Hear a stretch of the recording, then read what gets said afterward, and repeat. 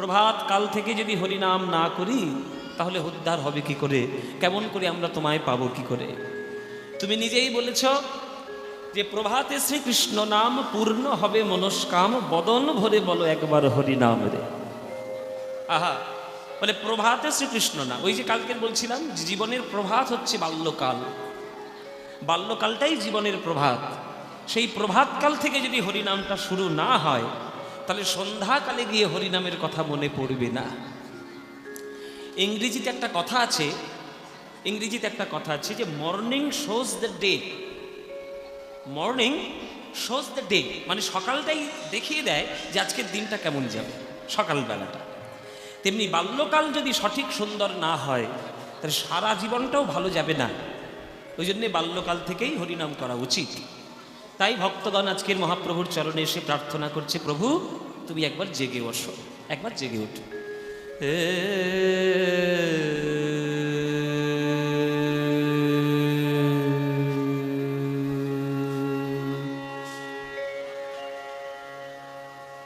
যেহেতু সকালবেলায় মহাপ্রভু ঘুমাচ্ছে, তাই যে রাগটা ধরে একটু ঝাঁতিটা গাইব সেটা ভোরের রাগ।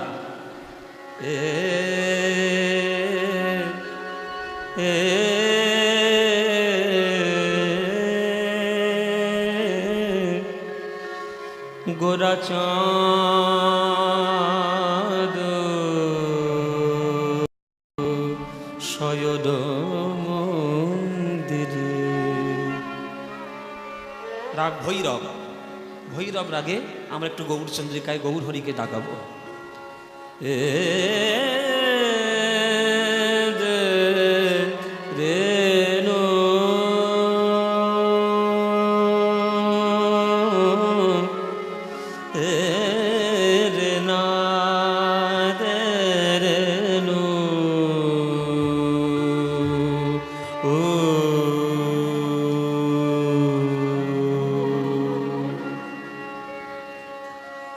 সতী আছে গোরা চাঁদ ও গো শয়ন মন্দিরে, শয়ন মন্দিরে।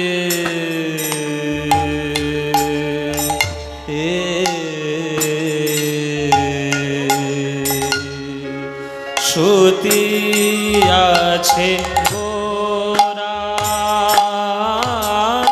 চাঁদ শয়ন মন্দিরে,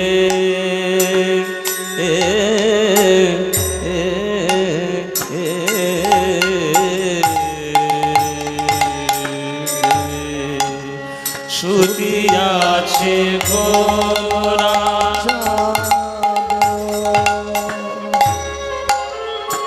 শয়ন মন্দিরে। গামারে রে গামা পামা গামারে রে সা, সারে গা গা মামা মা পগা, গামা পাধা পাদা মা পা গামা, গামা পামা রে রে সা, পাদা নি নি নি নি নি దని దని দব, পাদা নি সা নি সা দা পা, পাদা নি নি সা রে নি সা, সারে গা গা গা রে সা, সারে গা মা গা মা রে রে, সারে নি সা దని পদ মা পা গা, গামা পাদা গামা পাদা নি, গামা পাদা নি সা নি দা পা মা গা রে সা। সতী আছে গোরা রাগ ভৈরব, চাঁদ রাগ ভৈরবের মধ্যে জাগো মোহন প্যারে জাগো। সবাই আমরা শিখি, ভৈরব রাগ শিখলে এই বন্দিশটা আমরা শিখি। জাগো মোহন প্যারে জাগো, सांवर सूरत मोरे मन भावे, सुंदर लाल हमारे जागो जागो मोहन ওই একই রাগ, ওই রাগটা দিয়েই আজকের আমরা গান শুরু করেছি। গামা পাদা দা পাদা মাপা গামা পা পাদা নি দা নি দা বা পাদা নি সা নি সা গা নি সা নি দা বা পাদা মাপা গামা গা গা গা মা পা মা গা পা মা পা দে রে গামা পা মা গা রে সা পা মা পাদা পা পা মা পাদা পা পা মা পাদা পা শুধু আছে গোরা চাঁদ শয়ন মন্দিরে মন্দিরে মন্দিরে মন্দিরে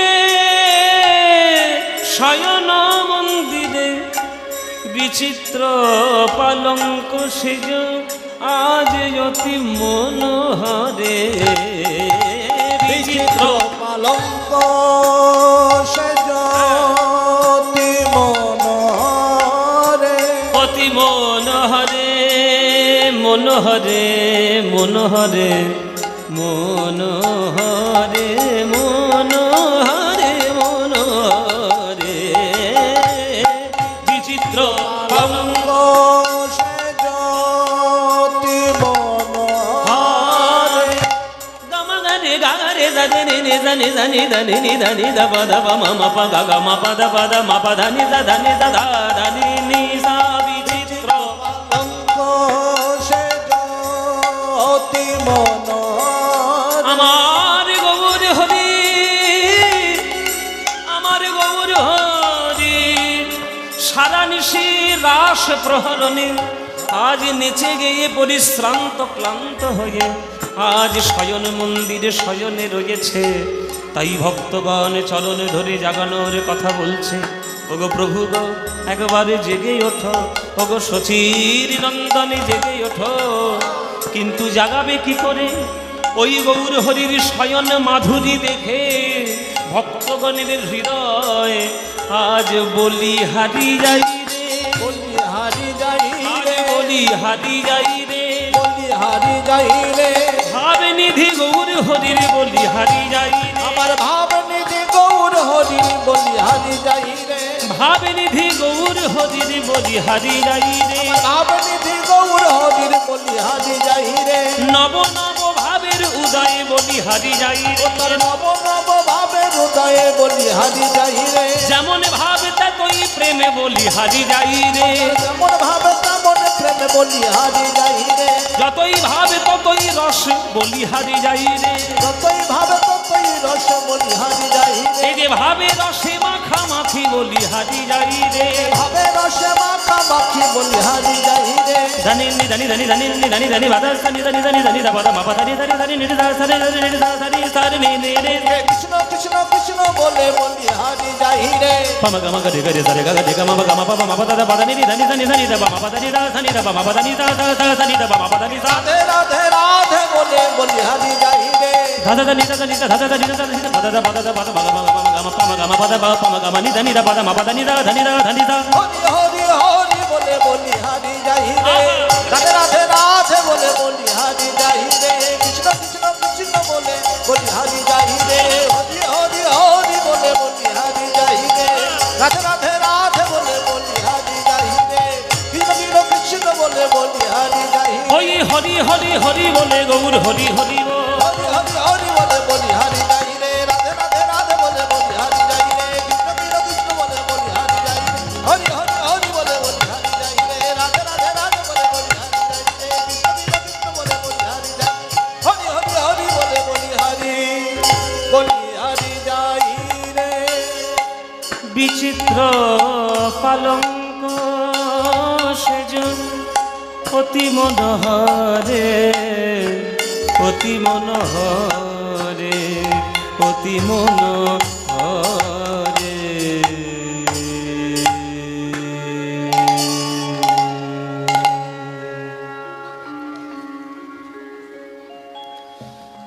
अनर्पित चरेंग चिरात करुणायवतीर्णः कलौ समर्पयितिमुन्नत उज्ज्वल रसां स्वभक्ति श्रियं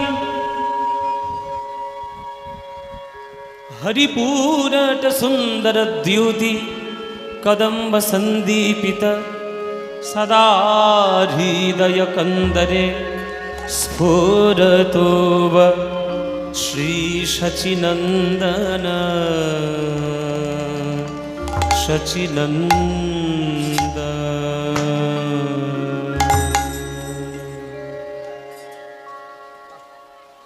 জয় নিতাই।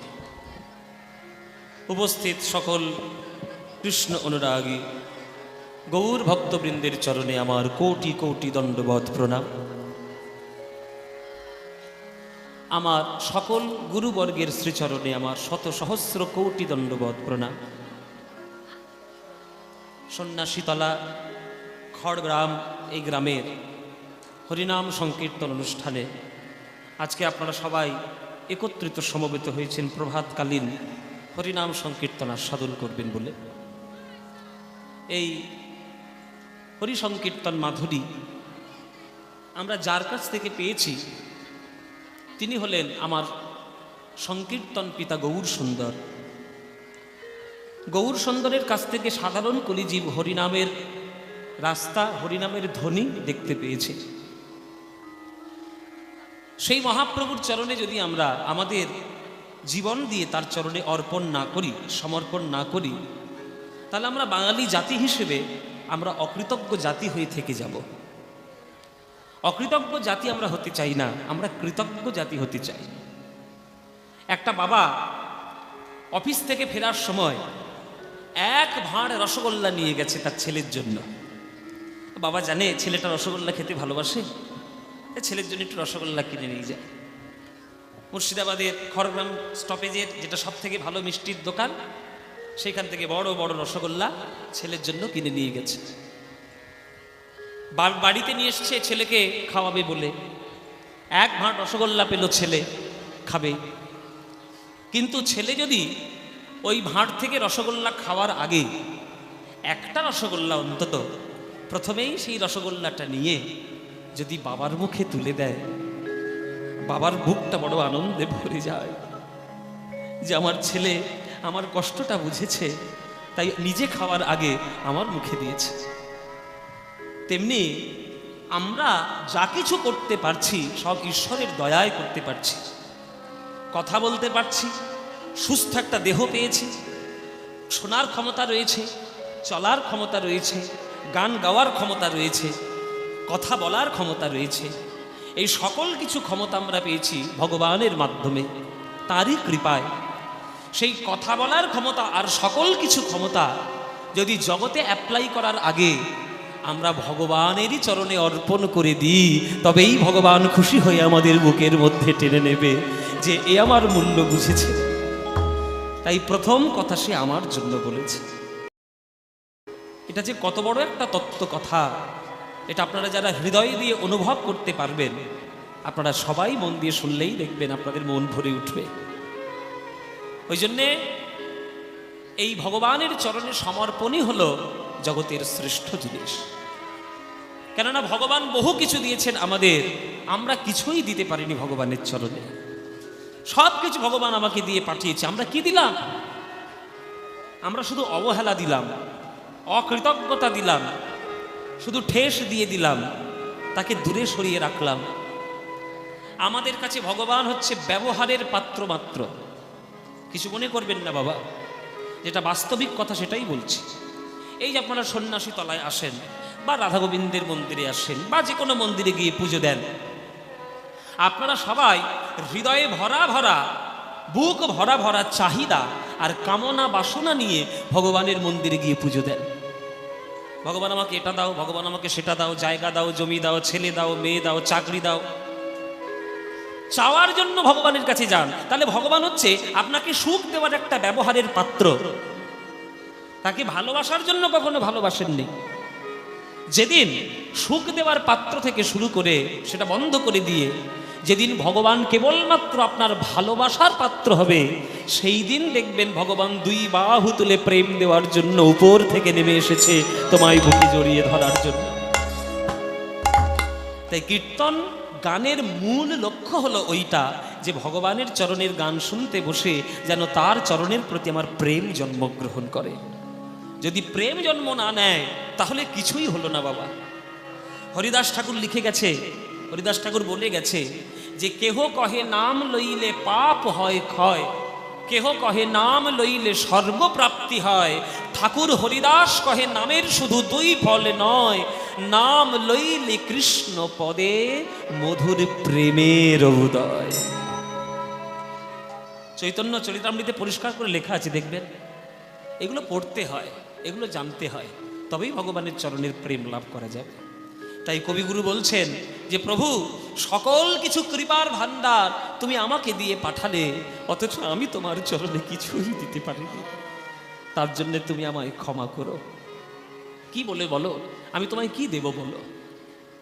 আমি কি বলে করিব নিবেদন, কি বলে করিব নিবেদন, আমার হৃদয় প্রাণ মন আমি কি বলে করিব নিবেদন, কি বলে করিব নিবেদন, আমার হৃদয় প্রাণ মন আমি কি বলে করিব নিবেদন, কি বলে করিব নিবেদন।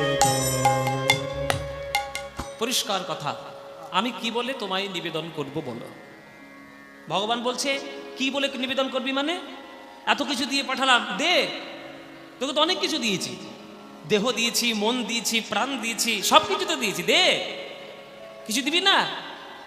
ভক্ত বলছে কিছু দেওয়া যাবে না প্রভু, কেননা তুমি যেটা দিয়েছিলে তখন পবিত্র ছিল, আর আমি আমার কর্মদোষে সেই সকল পবিত্র জিনিসকে অপবিত্র করে ফেলেছি, কিছুই তোমার চরণে দেওয়া যাবে না। বলে কেন? দেহটাই নয় আমার, দে। বলে দেহ তো দেওয়া যাবে না। কেন দেওয়া যাবে না? বলে দেহের মধ্যে দুর্গন্ধ আছে, দেহের মধ্যে দুর্গন্ধ আছে। এক মাস সাবান না মাখবেন আপনার পাশে কেউ বসতে পারবে না, এত গায়ে থেকে দুর্গন্ধ ছড়াবে যে আপনার পাশে কেউ বসতে পারবে না। তাহলে দেহের মধ্যে দুর্গন্ধ আছে। আরো যদি বিচার করেন তাহলে কাশ, কফ, মল, মূত্র সব রয়েছে। এই অপবিত্র দেহটা তোমার চরণে দিতে পারবো? দিতে পারবো না। ভগবান বলছে বেশ ঠিক কথা, ঠিক আছে, দেহ দিতে পারবি না, মন দে। বলে ওরে বাপরে, মন? আরে বাবা, দেহটা তবু দেওয়া যাবে, মনটা তো আরো দেওয়া যাবে না, সর্বনাশ হয়ে গেছে মনের মধ্যে। তাহলে কেন? আরে কাম, ক্রোধ, লোভ, মোহ, মদ, মাৎসর্য, হিংসা, বিদ্বেষ, জাল, জুয়া, চুরি সব মনের মধ্যে জংলা হয়ে আছে, সব মনের মধ্যে জমা হয়ে আছে, তাই দেওয়া যাবে না, মনটা দিতে পারবো না প্রভু। ভগবান বলছে ঠিক আছে, দেহ দিতে হবে না, মন দিতে হবে না, জীবন দে, জীবনটা দে। বলে প্রভু জীবনও দেওয়া যাবে না, জীবনের মধ্যে বড় দুঃখ আছে, পরিষ্কার কিছুই নেই তোমার চরণে দেওয়ার মতো। তাহলে দেহ হচ্ছে দুর্গন্ধযুক্ত, মন হচ্ছে কালিমাযুক্ত, আর জীবন হচ্ছে দুঃখযুক্ত, তাহলে পরিষ্কার কিছুই নেই ভগবানের চরণে দেওয়ার মতো। তখন ভগবান প্রশ্ন করছে, মানে তুই ঠিক করেছিস যে আমায় কিছু দিবি না? এটা তুই ঠিক করেই ঘর থেকে এসছিস এইখানে যে তুই আমাকে কিছু দিবি না? তখন ভক্ত মাথা নিচু করে বলছে, না প্রভু, দেব বলেই তো এসছি, কিন্তু তুমি যেটা যেটা চাইছো সেটা দিতে পারবো না। তাহলে কি দিবি? বলে কি দেবে, কি দেব? চাপাল গোপালের যেমন দেওয়ার কিছু ছিল না, জগাই মাধায়ের যেমন দেওয়ার কিছু ছিল না, কেশব কাশ্মীরের যেমন দেওয়ার কিছু ছিল না, তুমি করুণা করে তুমি তাদেরকে কোলে তুলে নিয়েছিলে বলে তবেই তারা তোমাকে দিতে পেরেছে। তেমনি তুমি যদি একটু করুণা করে আমার দেহটাকে তোমার চরণে নিতে পারো তবেই তোমার চরণে দেওয়া হবে, নইলে আলাদা করে ফুলচন্দন দিয়ে দেওয়ার ক্ষমতা আমার নেই প্রভু। আমি আলাদা করে কিছু দিতে পারবো না, তুমি যদি কৃপা করে এই দেহটাকে তোমার চরণে একটু নিতে পারো তবেই আমার দেওয়া হবে, নইলে আলাদা করে বাজার থেকে ফুলচন্দন কিনে তোমার চরণে দিতে আমি পারবো না, পারবো না। চিত্তে আসি দয়া করি নিজে লহ অপহরি, চিত্তে আসি দয়া করি নিজে নহ অপহরি। চিত্তে আসি আমার হৃদয় প্রাণ মন আমি কি বলে করিব নিবেদন। একটা গানের মধ্যে কত উচ্চ স্তরের ভাব থাকতে পারে ভাবছেন? ভেবে দেখুন, গানটা কিন্তু রবীন্দ্রনাথের, কিন্তু কোন স্তরের কথা লিখে দিয়ে তিনি গিয়েছেন, কত উচ্চ স্তরের ভক্তি তিনি রচনা করে গিয়েছেন। আর আমরা কীর্তন শুনতে বসে তার গানের সমালোচনা করি। পড়াশোনা কিছুই নাই, শুধু সমালোচনার মন নিয়ে কীর্তন শুনতে আসি, হবে না। ভক্ত হতে গেলে আগে মনটাকে মাটির ঘাসের থেকে নিচু করতে শেখো, তবেই তুমি ভক্তি পাবে। চিত্তে আসি দয়া করি নিজে লহ অপহরি, করো তারে আপনারি ধন, আমারও হৃদয় প্রাণ মন আমি কি বলে করিব নিবেদন। চাপাল গোপাল অপরাধ করেছে, শ্রীবাস করুণা করেছিল বলেই না সে দেবকীনন্দন ঠাকুর হতে পেরেছে। জগাই মাধাই মাতাল হয়ে তারা নিত্যানন্দের কপাল ফাটিয়েছে, তবুও নিত্যানন্দের করুণায় তারা বৈষ্ণব হয়ে 2 লক্ষ করে হরিনাম জপ করতে শিখতে পেরেছে। হরিদাস ঠাকুর মুসলমানের ঘরে জন্মগ্রহণ করে 3 লক্ষ প্রত্যেক দিন নাম জপ করেছে, তবেই না সে বৈষ্ণব জগতের নামাচার্য হরিদাস হতে পেরেছে। তাহলে আমরা কি করলাম? আমরা তো কিছুই করিনি। ভগবান তাদেরকে কল্যাণ করেছে তাদের দয়া, তাহলে আমি তো কিছু দিতে পারলাম না, কবে দিতে পারবো? ভগবান বলছে যেদিন দিতে পারবি সেদিনই বুকে নেব, আর ভক্ত বলছে তুমি যেদিন নিতে পারবে সেদিনই দেওয়া হবে, নইলে তো দেওয়ার মতো ক্ষমতা আমার নাই, নইলে তো দেওয়ার মতো ক্ষমতা আমার নাই। আমার দেহটা কি দিয়ে তৈরি জানো? আমার দেহ শুধু ধুন স্পর্শে তব পরশরতন, মূল্য তারে কর সমর্পণ। আমি গতকাল বলেছিলাম বাবাজি ভগবান কি দিয়ে তৈরি? সচ্চিদানন্দ হয় কৃষ্ণের স্বরূপ, অতএব তার শক্তির হয় 3 রূপ। আনন্দাংশে ভাবে মিয়া, সদংশে সন্দিনী, চিদংশে সম্বিদ যারে জ্ঞান করি মানি। সচ্চিদানন্দময় ভগবান, সৎ চিৎ আনন্দ, 3টে জিনিস দিয়ে ভগবান তৈরি। ভগবানও যেমন 3টে জিনিস দিয়ে তৈরি, আমরাও 3টে জিনিস দিয়ে তৈরি। ভগবান সৎ চিৎ আনন্দ, আর আমরা রক্ত মাংস হাড়, এই 3টে জিনিস। দেখবেন এই শরীরটাকে ভাঙলে আর কিছু পাবেন এক্সট্রা? ছিঁড়ে নিন মাংস পাবেন, ভেঙে দিন হাড় পাবেন, আর কেটে দিন রক্ত গড়াগড়ি পাবেন। তাহলে রক্ত মাংস হাড় ছাড়া আমাদের শরীরের মধ্যে কিচ্ছু নেই। এই দেহটা যখন পুড়িয়ে দেবে কোনো শ্মশানে, তখন দেখবেন এই এত বড় দেহটা পুড়ে পুড়ে গিয়ে গিয়ে এক মুঠো ছাই হয়ে মাটির সঙ্গে মিশে যাবে। তাহলে অবশেষে এই দেহটা মাটিরই একটা পরিণাম, আর কিছুই নয়। আমার পিতা মাতা এই মাটির খাদ্য খেয়েছিল, তার শরীর থেকে আমার শরীর তৈরি, আর এই শরীরটা যখন মাটির মধ্যে মিশে যাবে, অবশেষ ছাড়া মাটি আর কিচ্ছু তুমি পাবে না। তাই প্রভু এই দেহটা ধুলো, মাটি, ছাই, এর মূল্য কিছু নাই, মূল্য তারে করো সমর্পণ। শুধু ধুন স্পর্শে তব পরশরতন, মূল্য তারে করো সমর্পণ। তোমারি গৌরবে যাবে আমার গৌরব হবে, তোমারি গৌরবে যাবে আমার গৌরব হবে। আস্তে ও মাইরা, তোমরা তো গ্রামের মেয়ে, এটা তো গ্রাম, আমিও গ্রামের ছেলে, আমিও শহরের ছেলে নই, আমিও গ্রামেরই ছেলে। তো এই গ্রামে গ্রামে তোমাদের দিকে সাইকেলে করে ওই ভাঙাচোরা লোহা কিনতে আসে না? হ্যাঁ বাবা, মেলায় আসে ভাঙাচোরা লোহা।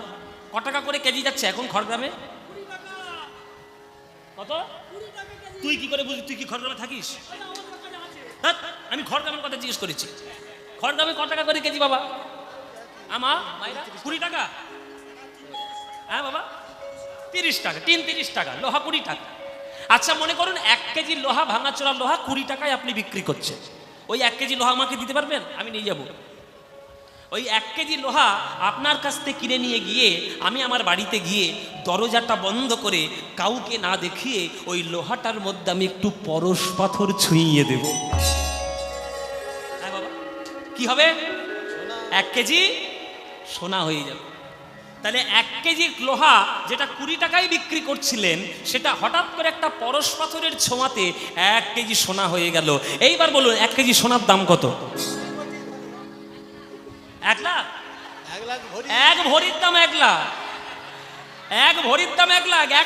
1 কেজির দাম কত হবে? কোটি টাকা দাম হয়ে যাবে। কোটি কোটি। কি বাবা, তাহলে কোটি কোটি টাকা তার মূল্য হলো। তাহলে যেটা 20 টাকায় বিক্রি হচ্ছিল সেটা মূল্য হলো কোটি টাকায়। তাহলে কার জন্য হলো? ওই পরশ পাথরের জন্য হলো। ওই পরশমণির জন্য 20 টাকা কোটি টাকা হয়ে গেল। তেমনি আমার এই দেহটারও কোনো মূল্য নাই। এই দেহটাও আমার চেয়ে ধুলো মাটি ছাই। এটাও 20 টাকা কেজি বিক্রি হয়। এটাও ওই লোহা, জং ধরা লোহা, মরিচা পড়া লোহা। কিন্তু হে গোবিন্দ, হে গৌরহরি, যদি ভাগ্যক্রমে কখনো তোমার চরণরূপী পরশ পাথরের ছোঁয়া পেয়ে যায়, এই দেহটা মহামূল্যবান হয়ে যাবে। তখন দেহটা ছোঁয়ার জন্য লোকে আকুলি বিকুলি হবে। তোমারি গৌরবে যাবে আমারও গৌরব হবে। তোমারি গৌরব যাবে, আমারি গৌরব হবে। সব তবে দিব বিসর্জন, সব তবে দিব বিসর্জন। আমার হৃদয় প্রাণ মন আমি কি বলে করিব নিবেদন। আমার হৃদয় প্রাণ মন আমি কি বলে করিব নিবেদন। কি বলে করিব নিবেদন, কি বলে করিব নিবেদন। তাই কিছুই দেওয়ার নেই বাবা। যাটুকু দেবে ভগবানের চরণে, ভগবানের ভালোবেসে দেবে, তাতেই ভগবান তোমাকে কল্যাণ করবে। ভগবান মহাপ্রভু শুধু এই প্রেমটা জাগানোর জন্য এসেছিলেন ওই গোলক থেকে এই নিচে, ওই গোলক থেকে এই নিচে শুধু প্রেম দেওয়ার জন্য এসেছে। আর আমরা গৌরহরির ভক্ত হয়ে প্রেম তো অনেক দূরের কথা, আমাদের হৃদয়ের মধ্যে সামান্য ভক্তিটুকু মানতে পারলাম না। আমরা মহাপ্রভুর ভক্ত, আর আমরা শুধু জাত পাত ধর্ম বর্ণ ছোট বড় উঁচু নিচু এই নিয়েই মেতে থাকলাম। আর স্বয়ং গৌরহরি কখনো এই সবকে নিয়ে গুরুত্ব দেয়নি। তার হরিনামের মালার মধ্যে যেমন মুসলমানও ছিল, তার হরিনামের মালার মধ্যে চণ্ডালও ছিল, তার হরিনামের মালার মধ্যে চাপাল গোপাল তান্ত্রিকও ছিল, আবার তার মালার মধ্যে কেশব কাশ্মীরের মতো পণ্ডিতও ছিল, আবার সার্বভৌম ভট্টাচার্যের মতো ব্রাহ্মণও ছিল। কাউকে বাদ দেয়নি। আর আমরা মহাপ্রভুর নাম নিয়ে আমরা শুধু ভাঁওতাবাজি দিয়ে বেড়াচ্ছি যে আমরা মহাপ্রভুর ভালোবাসি। মোটেও ভালোবাসি না, শুধু নিজের আখের গোছানোর চেষ্টা করছি। ওই করলে জীবনে হরিনাম হবে না, জীবনে হরিনাম হবে না, জীবনে কীর্তন হবে না। কীর্তনের মূল কথা হচ্ছে প্রেম। এই যে আপনারা হাজার হাজার লোক আজকের আমার ঘিরে বসেছেন, 1000 লোক এসছে, 1000 রকম মনোভাব নিয়ে কীর্তন শুনতে এসছে। 1000 মনোভাব নিয়ে কীর্তন শুনতে। কে দেখতেছে কীর্তনিয়া দেখতে কেমন, কীর্তনিয়া নাচে কেমন, কেউ দেখতেছে কীর্তনে কটা বড় গান জানে, কেউ দেখতেছে কীর্তনে কটা পদ গাইবে, কীর্তনিয়া কীর্তনিয়া কাঁচা রোগা না মোটা, কেউ দেখতেছে কটা হিন্দি গান গাইতে পারে, কেউ দেখতেছে কটা ভজন গান গাইতে। নানান ধরনের মনোভাব নিয়ে সবাই এখানে কীর্তন শুনতে বসেছে।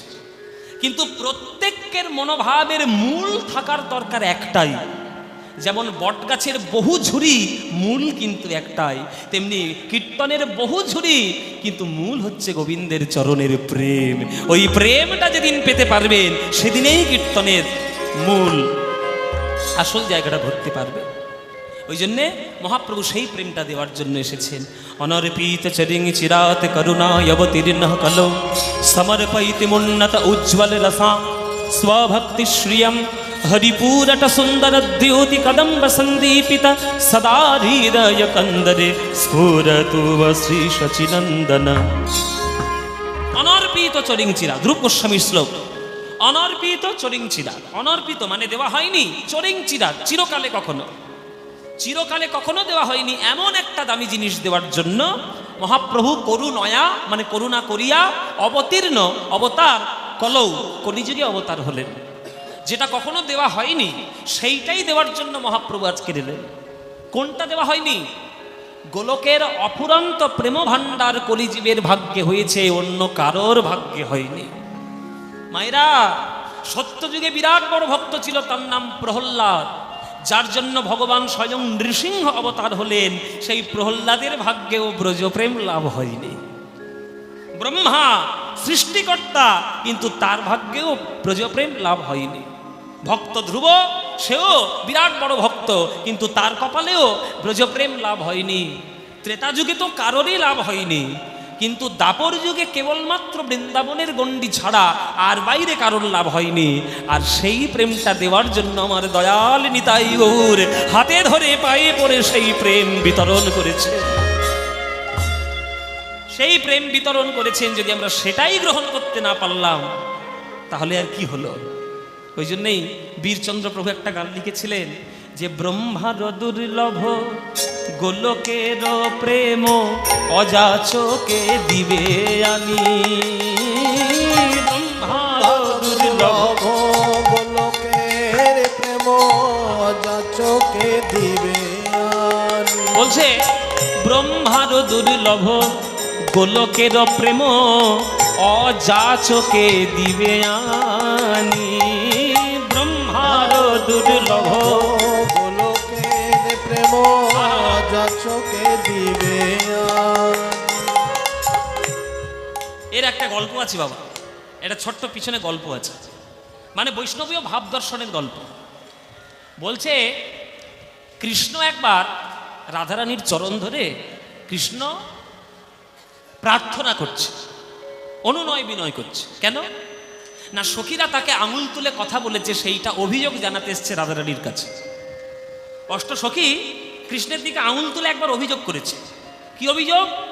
যে হে কৃষ্ণ, তোমার গোলক বৈকুণ্ঠে অফুরন্ত প্রেম ভাণ্ডার থাকতে পারে, কিন্তু আমাদের রাধারানীর কাছে তুমি প্রেমে ঋণী হয়েছ। আমাদের রাধারানীর কাছে তুমি প্রেমে ঋণী হয়েছ, এটার অভিযোগ করেছে সখীরা। এই অভিযোগটা রাধারানীর কাছে কৃষ্ণ জানাতে গেছে যে রাধে, তোমার ওই সখীগণ আমাকে এইভাবে আঙুল তুলে কথা বলল যে আমার গোলক বৈকুণ্ঠে এত সম্পত্তি, তবু আমি নাকি তোমার কাছে ঋণী হয়েছি। বলো তো রাধে, কতখানি প্রেম ঋণ শোধ করতে পারলে তুমি এই ঋণ থেকে আমায় মুক্তি দেবে? বলো কত প্রেম দিতে হবে তোমার? তখন সখীরা আবার চলে এসছে, এসে বলছে ও কৃষ্ণ, প্রেম যখন করতে গেলে তখন আমাদেরকে ধরলে, আর যখন শোধ করার ব্যাপার এলো তখন এজেন্টদেরকে ভুলে গেলে। যখন শোধ করার ব্যাপার এলো তখন এজেন্টদের ভুলে গেলে। কি বাবা, রাধা কৃষ্ণের প্রেম মিলন শুধু বিশাখার জন্য হয়েছে। পূর্বরাগে পদ আছে না, যে সুবলে নাগরে কহিছে কথা, বিশাখা সুন্দরী আইলা তথা। কি কথা কহিছ সুবল শনে, কহিতে কহিতে কান্দিছ কেনে। কি কথা কহিছ নাগর রাজ, আমায় বলো না মনের কাজ, আমি তোমায় মিলন ঘটাবো। তাহলে রাধা গোবিন্দের মিলনের ঘটিয়সী হচ্ছেন সখীরা। তাহলে সখীরা হচ্ছে রাধা গোবিন্দের মিলনের ঘটকালি করেছে। আর সেই শোধ করার যখন ব্যাপার হলো তখন আমাদের আর পাত্তা দিলে না, সরাসরি মালিকের সঙ্গে সম্পর্ক। এ কাজ তোমার ঠিক হয়নি। তখন কৃষ্ণ রাধার চরণ ছেড়ে সখীদের চরণ ধরেছে। সখীদের চরণ ধরে বলছে, বলো সখীরা, কতখানি প্রেম ঋণ শোধ করতে পারলে তবে তোমরা এই ঋণ থেকে আমায় মুক্তি দেবে? তখন সখীরা বলছে, ও হে গোবিন্দ, যে প্রেম তুমি ঋণ নিয়েছ তার কিস্তিতে কিস্তিতে মাসিক শোধ করো নাই। মাসিক শোধ করো নাই বলে ওই ঋণের সুদটা আসলের থেকে অনেক বেশি গুণ হয়ে গেছে। সেই সারা দাপর যুগ ধরে যদি তুমি প্রেমে বিতরণ করে যাও, এই প্রেমের ঋণ তোমার শোধ হবে না। তাহলে উপায় কি হবে? বলে দাপর যুগে তোমার শোধ হবে না, আগামী কলিযুগে জন্মগ্রহণ করে যে চাইছে তাকেও যেমন প্রেম দেবে, যে চাইছে না তাকেও তেমন ভাবে প্রেম দেবে। ওই হাতে ধরে পায়ে পড়ে যাচক অযাচক বিচারে না করে সবার চরণে ধরে যদি প্রেমে বিলিয়ে দিতে পারো, তবে এই ঋণ থেকে তোমার মুক্তি হবে। ব্রহ্মার দুর্লভ গোলকের প্রেম অযাচকে দিবে আনি ব্রহ্মার দুর্লভ লোকের প্রেম যাচকে দিবে আনি। প্রভু বীর চন্দ্রে কয় সেদিন দিনের বীর চন্দ্রে কয় সেদিন দিনে যেদিন বিলাইবে বীর চন্দ্রে কয় সেদিন দিনে খালাস পাইবে ঋণী বীর চন্দ্রে কয় সেদিন দিনে খালাস পাইবে ঋণী ওগো সেদিন তুমি মুক্তি পাবে সেদিন তুমি মুক্তি পাবে। যেদিন দাঁড়ে দাঁড়ে প্রেম বিলাইবে সেদিন তুমি মুক্তি পাবে দাঁড়ে দাঁড়ে দাঁড়ে প্রেম বিলাইবে সেদিন তুমি মুক্তি পাবে।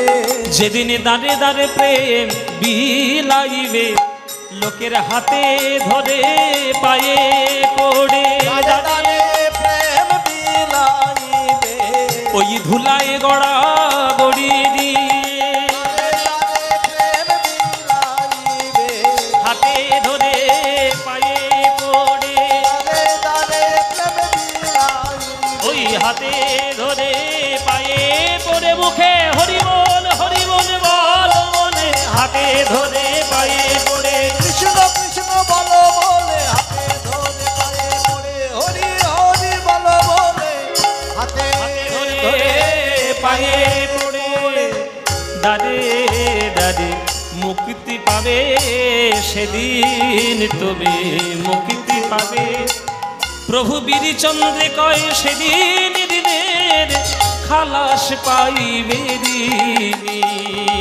বীর চন্দ্রে কয় সেদিন দিনের খালাস পাইবে। সেই প্রেম দেওয়ার জন্য রাধা গোবিন্দের প্রেম রাধারানীর প্রেম ঋণ থেকে মুক্তি পাওয়ার জন্য অন্তরে রাধা ভাব নিয়ে আমার গৌরাঙ্গ মহাপ্রভু এসেছেন হাতে ধরেছেন পায়ে পড়েছেন প্রেম দিয়েছেন সেই প্রেমময় গৌরহরি আজ শয়ন মন্দিরে শুয়ে রয়েছে ভাবের গতিতে তিনি ঘুম দিচ্ছেন নিদ্রামগ্ন আছে শুতে আছে গোরা চাঁদ শয়ন মন্দিরে শুতি আছে গোরা চাঁদ শয়ন মন্দিরে বিচিত্র পালঙ্ক সেজ অতি মনোহরে বিচিত্র পালঙ্ক সেজ অতি মনোহর। প্রভু আর ঘুমায় না আর ঘুমায় না ওই দেখো নদীবাসী জেগে গেল তুমি আর ঘুমায় না নদীবাসী জেগে গেল আর ঘুমায় না। ওগো দেখো কত বেলা হলো তুমি আর ঘুমায় না দেখো কত বেলা হলো আর ঘুমায় না। প্রভু তুমি জেগে বসো এখন মহাপ্রভুকে তো আমাদের সাধারণ লোকের মতো তো ধাক্কা দিয়ে জাগানো যাবে না আমাদের ঘরের ছেলে পুলে না হয় ঘুমোলে বাবা মারা গিয়ে তাকে শাসন করে ঘুম থেকে তোলে হ্যাঁ ওর তাড়াতাড়ি সকালবেলা হয়ে গেছে টিউশনি যাবি বেলা হয়ে যাচ্ছে টিউশনি যাবি তাহলে বাবা বকাবকি করবে কি গো মায়েরা সারা রাত ধরে ফোন দেখবে সকাল 10টা পর্যন্ত ঘুমাবে আচ্ছা এইরকম ব্যবহার এইরকম জোর কথা গৌর হরিকে বলা যায় তাকে এইভাবে বলা যাবে তিনি তো প্রেমময় ভগবান তাকে প্রেম দিয়ে জাগাতে হবে আর মনে মনে কোমল স্বরে জাগাতে হবে রাস দিয়ে তো ডাকলে হবে না তাই ভক্তগণ চরণের কাছে গিয়ে বলছে প্রভু আর কত ঘুমোবে এবার উঠে পড়ো আপনি আচরি ধর্ম অপরে শিখায় নিজে না কইলে অন্য শেখানো না যায় এ তো তোমারই কথা প্রভু তুমি যদি বেলা 10টা পর্যন্ত ঘুমো তাহলে তোমার ভক্তরাও তো 11টা পর্যন্ত ঘুমোবে এখনকার দিনে এখনকার দিনের মানুষের সকাল হয়েছে সকাল 10টা, তবু তো আপনাদের খড়গ্রাম বা আপনাদের মুর্শিদাবাদ এই গ্রামের দিকে তবু তো লোকে তাড়াতাড়ি জেগে ওঠে, চাষবাস রয়েছে, গরু ছাগল রয়েছে, তাদেরকে দেখতে হবে। গ্রামের যা জীবনযাপন, শহরের লোকেরা বাবা, ভাঙে না, সে দরজা ভেঙে ফেলবে কিন্তু ঘুম ভাঙবে না। 10টা বেজে যাচ্ছে, এই ওঠ, সাড়া নেই। 10:30 বেজে গেল, এই ওঠ, সাড়া নেই। 11টা বেজে গেল, কিরে উঠবি না, সাড়া নেই। 12টার সময় ওঠ,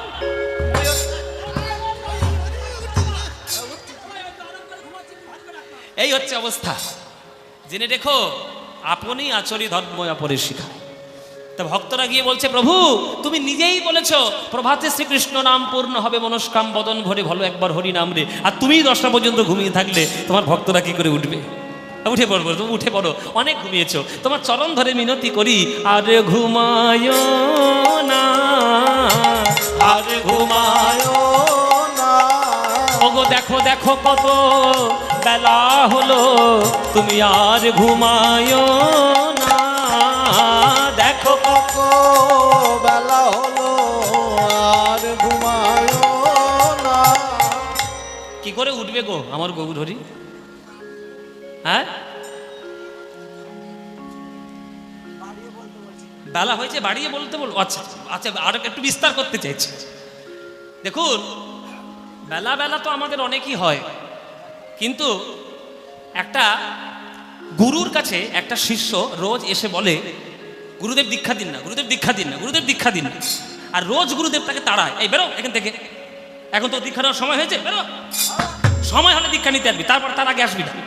রোজ তারায়, আবার পরের দিন আসে, দীক্ষা দিন না, দীক্ষা দিন না। খুব জ্বালায়, খুব জ্বালায় বলে একদিন গুরুদেব রেগে গিয়ে আর খুব বিরক্তির ছলে বলছে, এই রোজ এসে জ্বালাস, তোর কোনো লজ্জা করে না?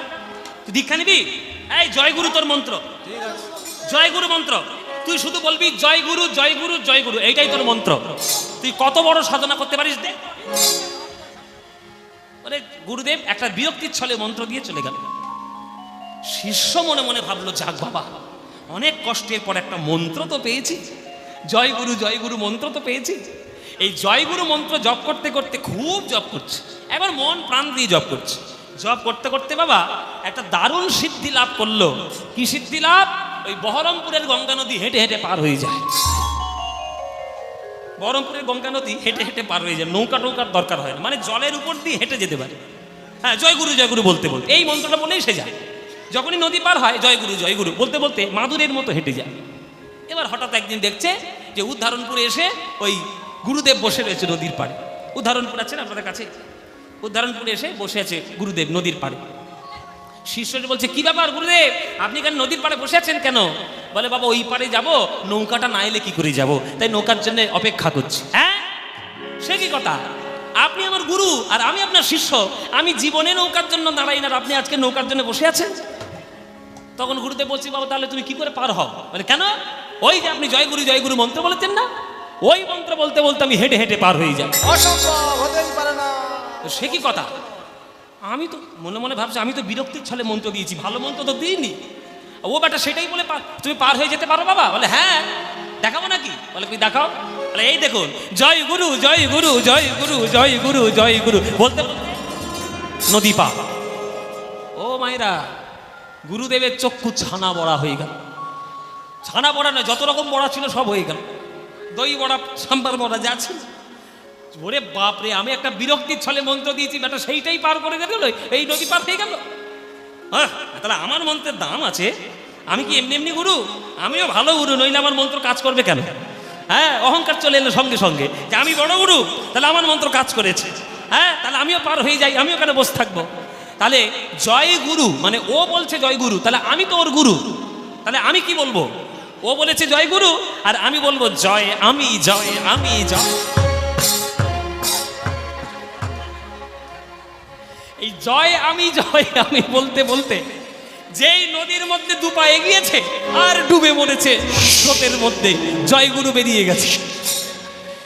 এই হচ্ছে আমাদের অবস্থা, যে কথায় কথায় বেলা ফুরিয়ে গেল, বেলা বলতে বলতে সকাল থেকে সন্ধে হয়ে গেল, তবু জীবনের বেলা বুঝলাম না, আমরা শুধু নিজেদের কাজের বেলার মধ্যেই মত্ত হয়ে গেল। আর কত ঘুমাবে? এই ওই কি সব বলে, ওই তো ঘুমোচ্ছে, ফের ঘুমোচ্ছে, আর কত ঘুমাবে?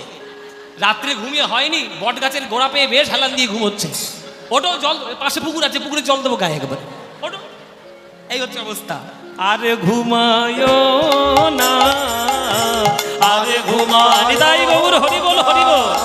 ওগো দেখো কত বেলা হলো, বলে আরে ঘুমায় না, দেখো কত বেলা হলো আর ঘুমায় না। আমার মহাপ্রভু ঘুমোচ্ছে কেন? ঘুমোবে না? সারা রাত রাস কীর্তন করেছে, সারা রাত ভক্তদের সঙ্গে হরিনাম করেছে।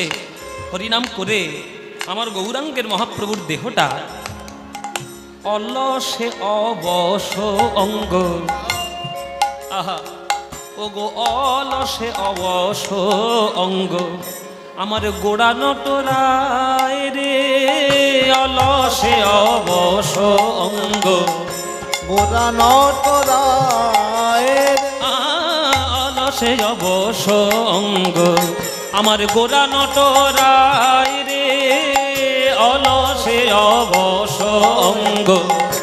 গোরা নটরায় কি কহিব সে না শোভা কহনে না যায় গো, কি কহিব সে না শোভা কহনে না যায় কি কহিব সে না শোভা কহনে না যায় গো, কি কহিব সে না শোভা কহনে না যায় কি কহিব সেনা শোভা কহনে না যায়। অলসে অবশ, খুব পরিশ্রান্ত ক্লান্ত হয়ে আমার গৌরাঙ্গ মহাপ্রভু শয়নে। যারা কোমল ভক্ত হবে তারা কি ওই অলস থেকে মহাপ্রভুকে জাগাতে চাইবে?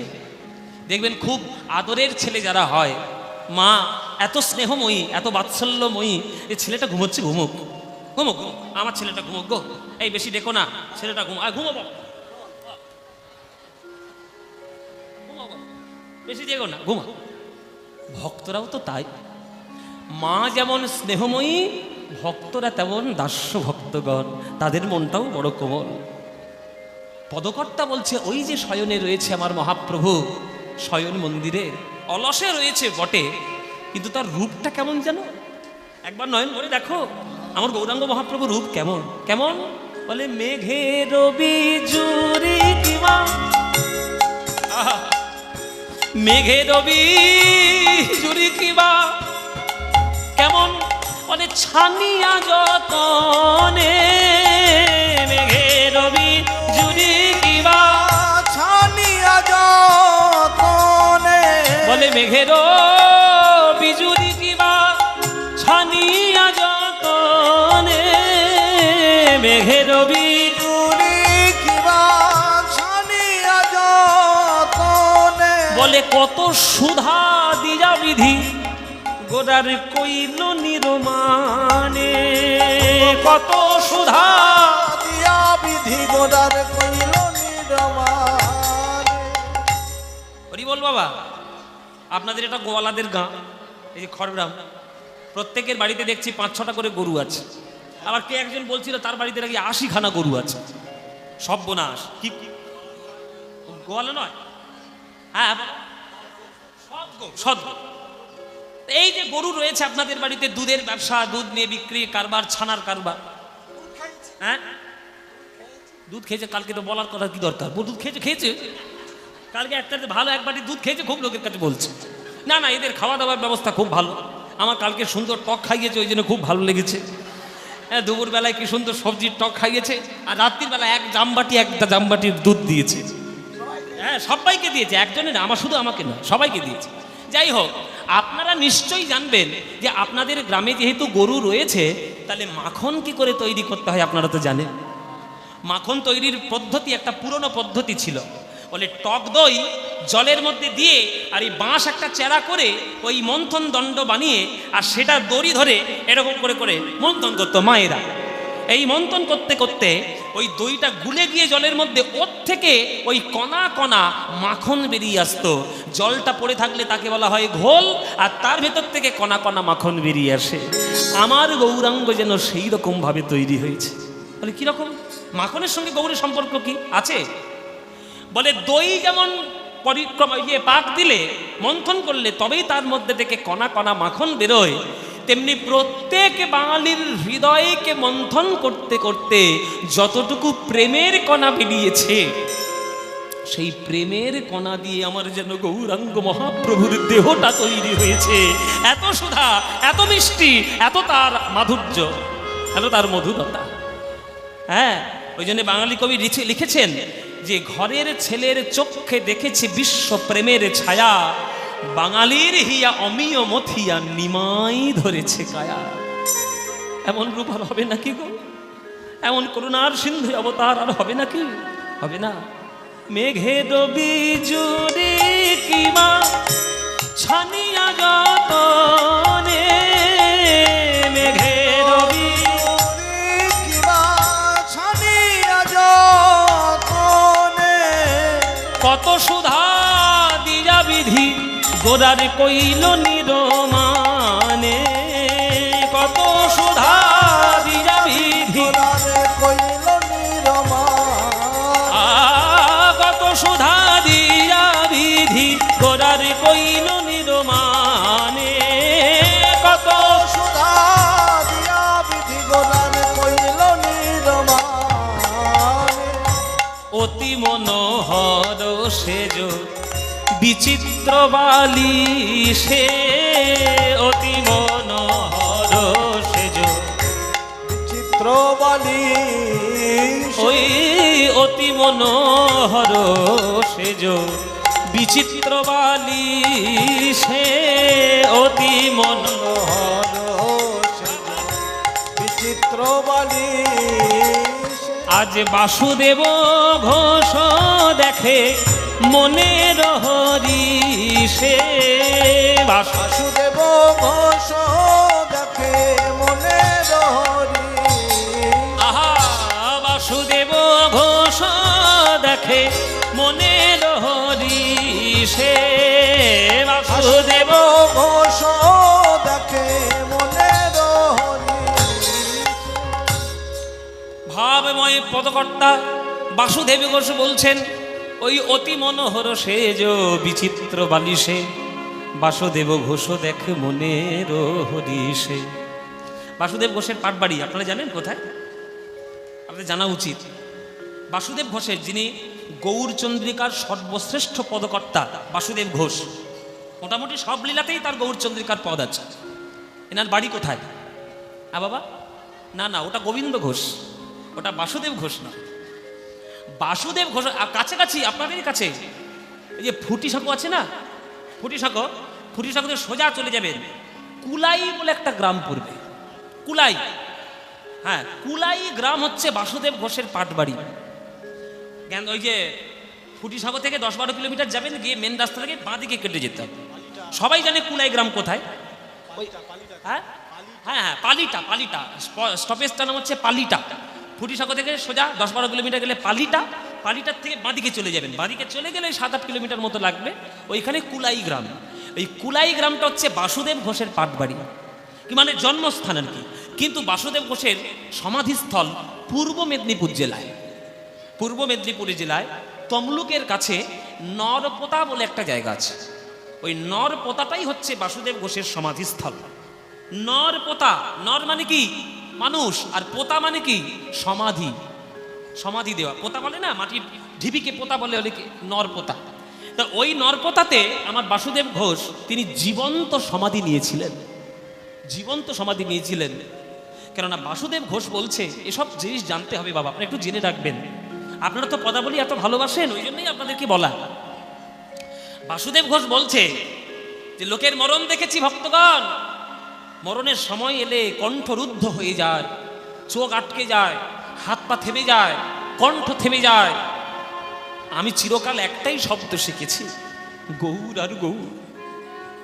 মরণের সময় যেন আমার কণ্ঠ গৌর বলা থেকে বিরাম না নেয়, মরণের সময় যেমন হাত পা যেন আমার অবশ না হয়, আমি যেন গৌর গৌর বলতে বলতে মরতে পারি। এখন মরণের সময় শরীরের অবস্থা কি হবে আমি জানি না, তাই হে ভক্তগণ আমি জীবন্ত সমাধি নিতে চাই।